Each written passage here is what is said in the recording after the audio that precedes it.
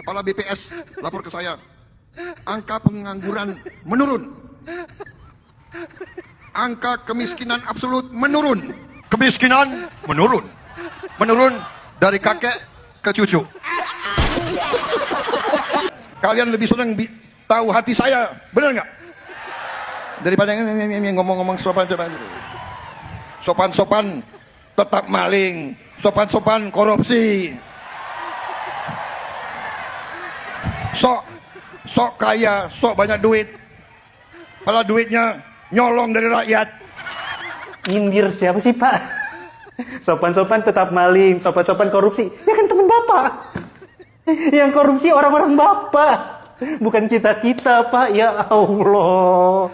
Terus juga bilang, saya tahu siapa yang bayar demo, gue tahu itu. Ya sebut. Sering banget ngomong kayak gitu, tapi kagak pernah sebut Pak, sebut ya. Oh mungkin ini demo yang dimaksud itu demo mendukung MBG. Ya wajar presiden tahu siapa yang bayar. Kan emang orang-orangnya. Kan ada laporan pertanggungjawabannya.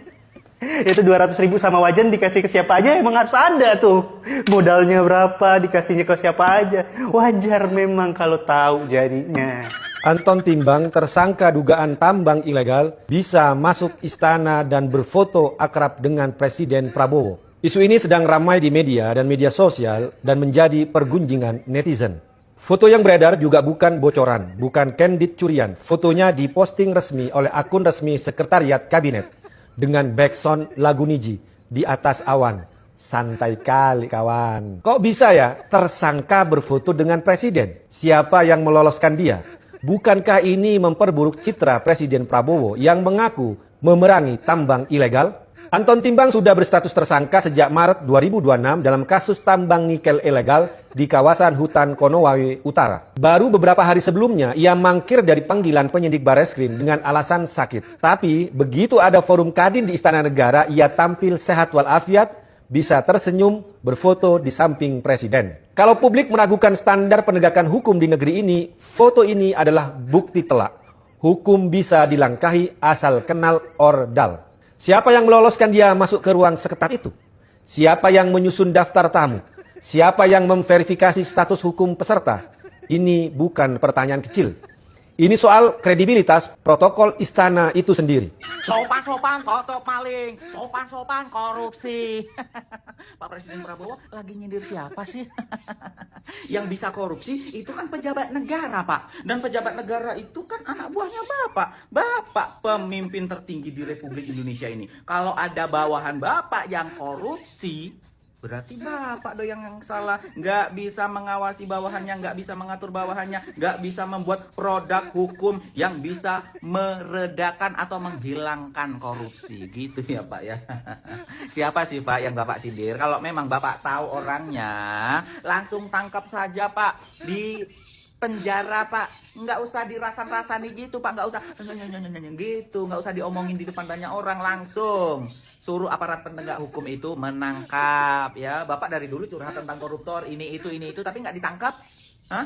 Kalau memang ada pejabat yang korupsi, ya itu berarti anak buah Bapak, karena Bapak pemimpin di negeri ini. Gimana sih Pak? Seharusnya Bapak, ketika di Indonesia masih banyak korupsi, berarti saya yang gagal. Saya belum bisa memimpin dengan baik. Begitu dong ya.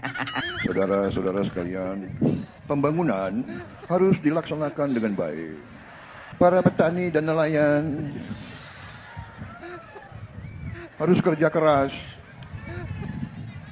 Harus kerja keras dan tidak boleh minta untung besar-besar ya. Dan kita semua berharap suatu saat di kelak kemudian hari, kekayaan yang ada dinikmati segelintir orang akan pelan-pelan netes ke bawah. Loh. Kok kayak ngikuti gaya pidatonya Pak Jokowi, agak kalem gitu.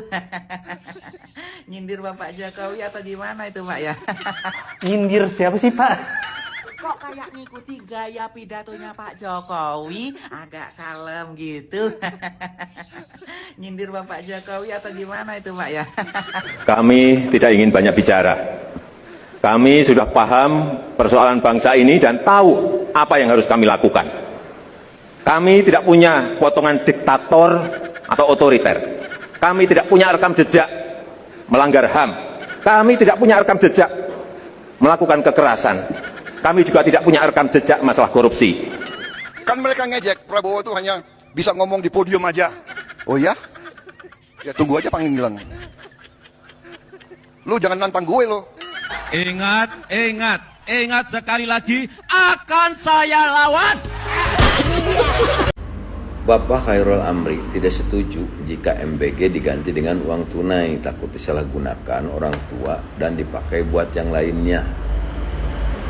Dana MBG yang dikasih ke orang tua untuk anaknya pasti diberikan untuk anaknya, Pak. Gak mungkin disalahgunakan. Ya kalau misalkan ada lebihnya dibeliin buat beras, buat keluarganya, itu bagus dong. Berarti negara di samping memberi anak-anak makan juga memberikan rakyatnya tambahan makanan. Jadi rakyat juga tingkat kemiskinannya akan menurun dengan bantuan dari negara. Bagian dana MBG juga kan dari APBN, Pak. APBN itu kan dari pajak rakyat. Nah, berarti kan uangnya dari rakyat juga. Jadi kenapa harus takut gitu? Menurut Mendes, warung-warung kecil di desa yang jaraknya 2 km, radius 2 km dari KDMP harus ditutup. Kalau tidak akan ditutup paksa. Itu salah besar, Pak. Dalam sistem penjualan tidak seperti itu, Pak. Kalau misalkan Bapak seperti itu, yang ada rakyat malah kesal. Dan penghasilannya juga dari mana, Pak? Emangnya rakyat itu udah pada kaya atau negara itu ngasih subsidi ke rakyat atau ngasih bantuan ke rakyat? Kan rakyat sendiri lagi susah. Sekarang kalau warung-warung kecil ditutup, yang ada tetangga-tetangganya ya pada kasih salah. Harusnya KDMP itu kan udah harga murah. Gas aja kan 16.000 katanya kan yang 3 kilo. Kalau pendekatan secara humanis dan ada diskon-diskon pasti warga seneng. Saya kira 2 tahun bolehlah kita ya. Rapor kita oke. Adalah lah tenan. Wong rapot iku sing nilai iku biasane gurune. Lah lek kinerjane sampean iku sing nilai iku ya rakyate se-Indonesia. Lah kok sama nilai sendiri iki piye to, Pak? Pak konsepe.